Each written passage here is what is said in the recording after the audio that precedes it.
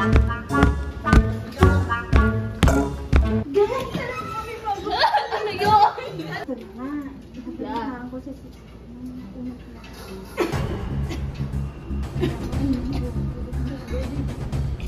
Naman ako mo.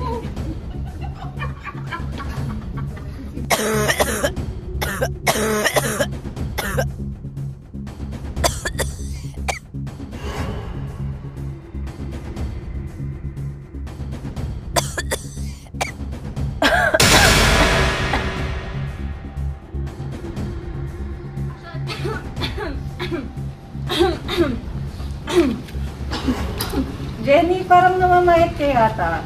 Oo nga. Nagda-diet ka ba? Ha? Hindi naman.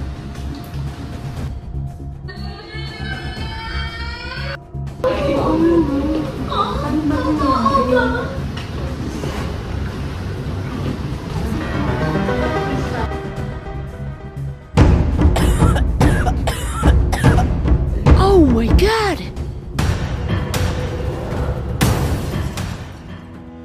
Umubo at bumahing gamit ang panyo o tissue.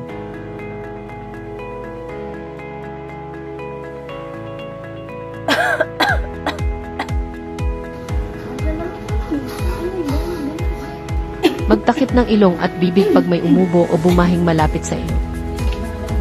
Ugaliing nasa tamang lugar at paraan ang pagdura.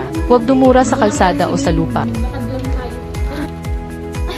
Gumamit ng tissue o papel at itapon ito sa basurahan. Bigyang halaga ang paghugas ng kamay matapos umubo o bumahing. Okay lang na gamitin ang manggas o loob ng damit kung walang panyo o tissue.